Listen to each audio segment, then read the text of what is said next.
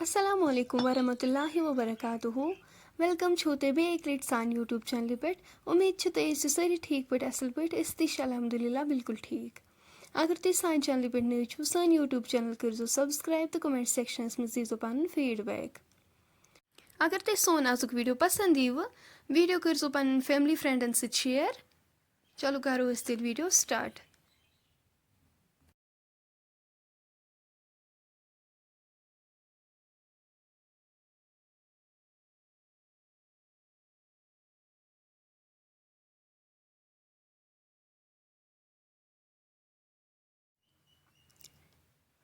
आज रेसिपी बनाने खतर नमत रोहन थमुत चॉप करित सब्ज ٲl रुंग बड़ ٲl दालचीन सती गंडन थमुत चॉप करित थमुत वॉश करित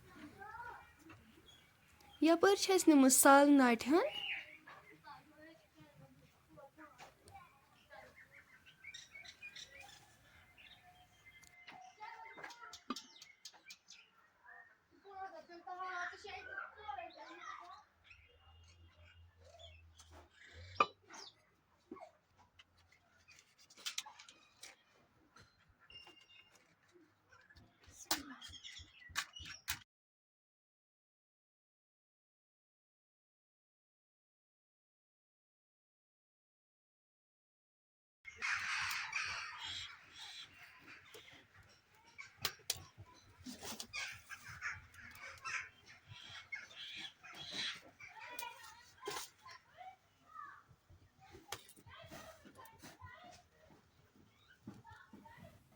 दानस पे थाओ इस बाना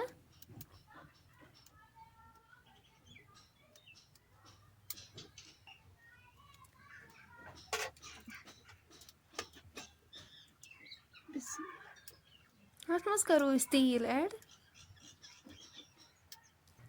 प्यारो तोतम योतम तेल गरम गछ तेल गरम गच्छित करो गंड अत मज ऐड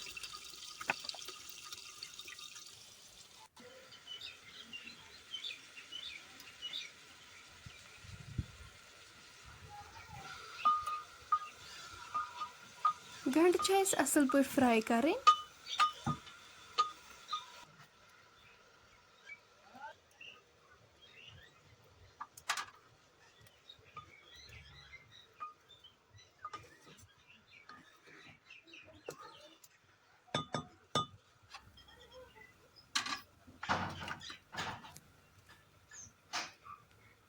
करो अत नुन चमचे ऐड तो मिलावन यह असल पे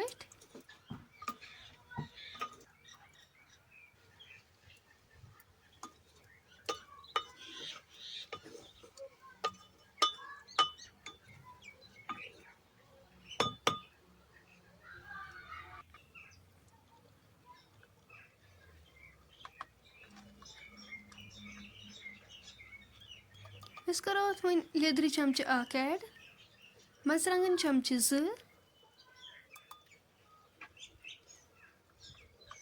गरम मसाल चमचे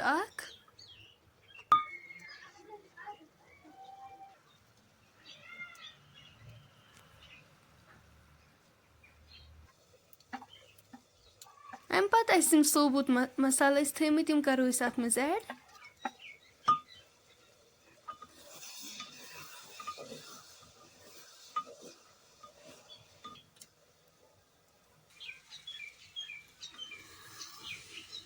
तुम हेको वुचित गंड गई फ्राई अम पत करो आब लीटर ऐड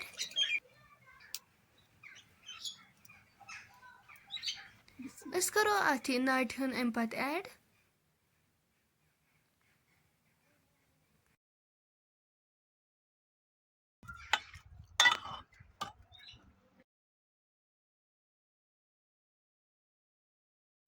थो वह अत 5 मिनटन ठंड योतम अमिच ग्रेवी रिड्यूस गि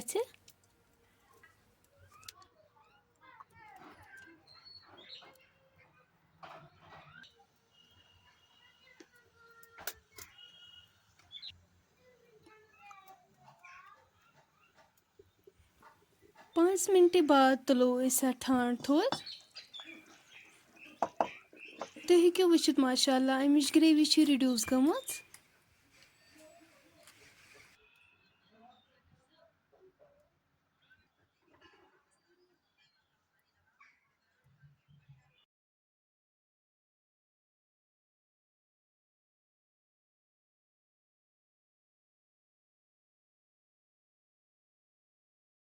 फ्रेंड्स अगर तुम सन आज रेसिपी वन पसंद आमच सन यूट्यूब चैनल करो सब्सक्राइब तो कमेंट सेक्शनस मज दीजो पन फीडबैक।